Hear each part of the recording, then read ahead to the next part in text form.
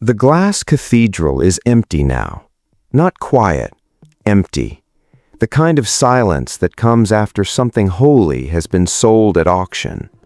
In 2012, the Crystal Cathedral, built with 10,000 panes of glass, $18 million in donor money, and one man's absolute certainty that God wanted him famous, was purchased by the Catholic Diocese of Orange County for $57.5 million. Robert Schuller, the man who built it, wasn't invited to the closing. By then, his children weren't speaking to him. His ministry was bankrupt, his legacy was in litigation, and the man who once told millions that they could reshape reality with the power of positive thinking couldn't pray his way out of the wreckage. What you're about to hear is not the story of a preacher who lost his faith.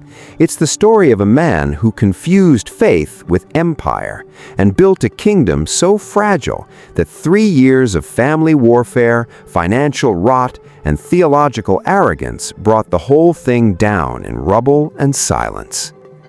Let's start with what most people misunderstand.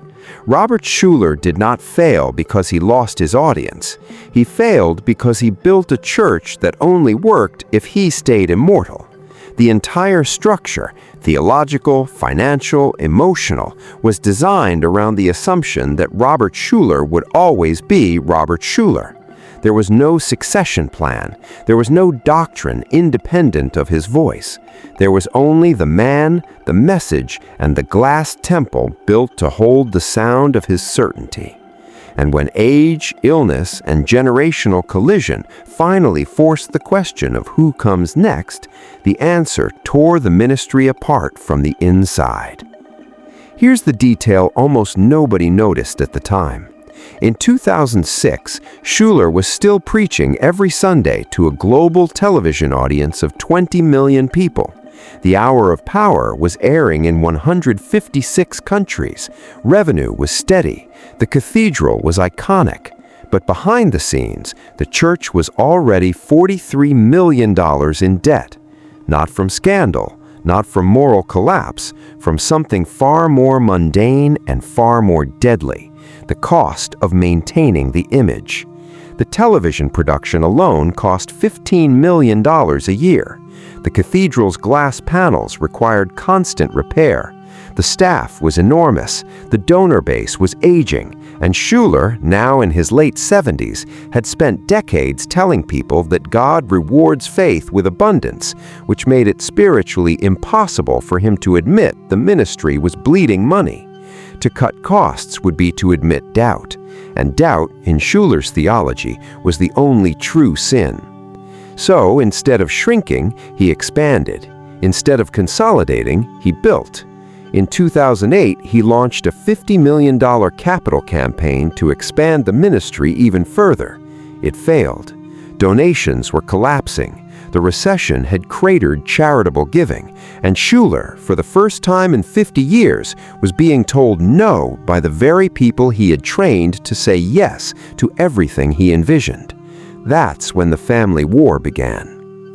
Robert Schuller had 5 children. 4 of them worked in ministry, and every single one of them believed they were called to lead the Crystal Cathedral after their father stepped down. Not hired, called. This wasn't a corporate succession, it was a theological inheritance, and Schuller had spent decades telling them that God had a plan for their lives, that they were destined for greatness, that the anointing was transferable. What he hadn't told them was who exactly was anointed to replace him. So when the board began pressuring him to name a successor, he didn't choose based on competence or calling or even preference. He chose based on fear of conflict.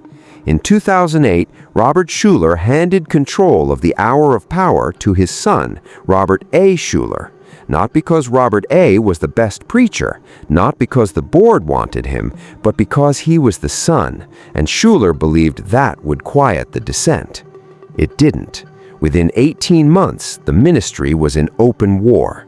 Robert A. wanted to modernize the message: less self-help, more gospel, younger music, sharper preaching. The elder Schuller hated it. He felt erased. He began showing up unannounced and critiquing sermons in real time, undermining his son in front of staff and demanding control of segments he'd officially relinquished. The board fractured. Half supported the son, half stayed loyal to the father. And in the middle of the chaos, Schuller's daughters, Sheila and Jean, began positioning themselves as alternative successors, arguing that Robert A. was destructive, that the ministry needed a woman's touch, that their father had made a catastrophic mistake. The church wasn't debating theology, it was litigating family trauma on a global stage. In 2010, Robert A. Schuller was fired, not by his father, by the board his father had empowered. And the man who spent his entire life preaching that God works all things for good couldn't explain to his congregation why his own son had just been expelled from the pulpit. So he didn't. He smiled. He preached about resilience. He brought in his daughter Sheila as interim leader. And behind the scenes, the lawsuits began. Robert A. sued the ministry for wrongful termination, claiming he was owed millions in severance and compensation. Sheila lasted less than a year before being replaced by her sister. And by 2011, the church had burned through 3 senior pastors in under 18 months, all of them Schullers, none of them speaking to each other. Here's where the theological rot becomes financial collapse. The Crystal Cathedral's operating model depended entirely on donor trust, and trust requires stability. The moment the public saw a family tearing itself apart on stage, donations cratered. In 2010 alone, giving dropped by nearly 30%. Vendors stopped extending credit, the television production fell behind on payments, and in October 2010, the ministry filed for Chapter 11 bankruptcy, listing $43 million in debt against barely $7 million in assets. For a man who had spent 50 years telling people that God rewards faith with material prosperity, bankruptcy wasn't just a financial failure, it was a theological crisis. If Schuller's God blessed the faithful, what did bankruptcy say about Schuller's faith? The church tried to survive. They brought in outside pastors. They restructured the board. They begged Schuller to step back entirely and let someone, anyone, lead without interference.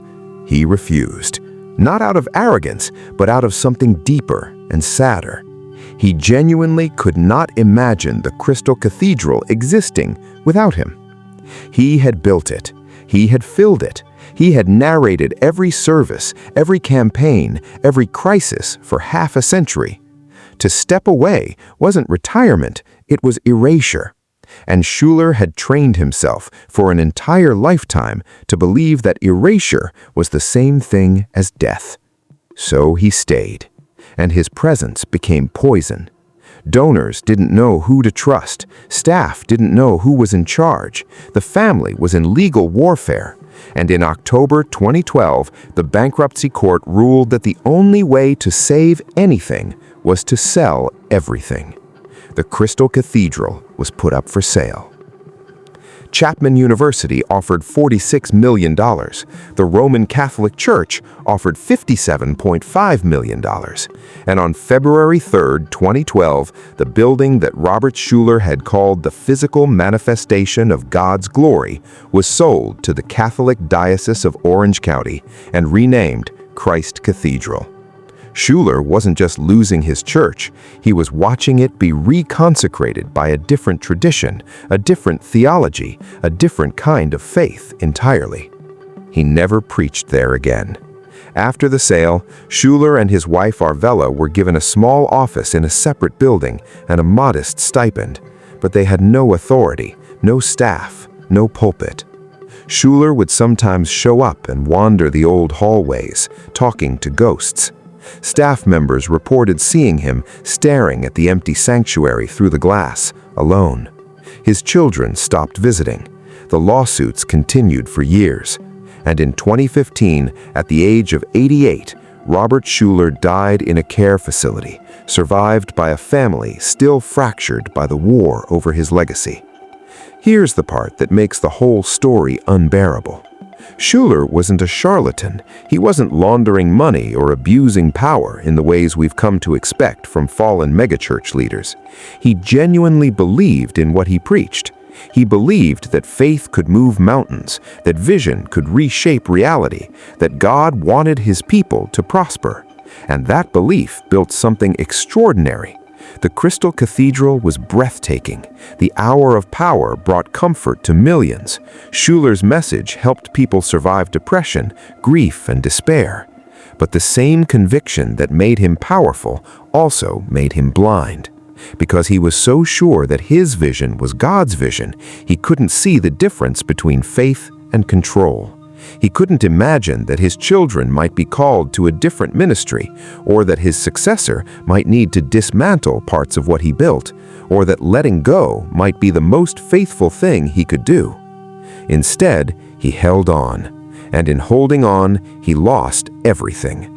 Not because the world rejected him, but because the empire he built required a king. And kings don't retire, they die. And when they don't die fast enough, the court tears itself apart waiting. The Glass Cathedral still stands. It's beautiful. The light still pours through 10,000 panes, just like Schuller designed. But it's not his anymore. It never really was. He built it for God, but he signed his name on every corner. And in the end, that's what made it so easy to take away. If you want to understand how power and faith become indistinguishable, and why the men who build empires in God's name so rarely survive their own succession, the story of Robert Schuller is the clearest warning American Christianity ever produced. And if you think this kind of collapse is rare, you haven't been paying attention. Jim Bakker's PTL fell the same way. Jerry Falwell Jr.'s Liberty collapsed under the same weight. And the next megachurch implosion is already being written by a founder who can't let go, a family that believes it owns the anointing, and a board that mistakes loyalty for faithfulness.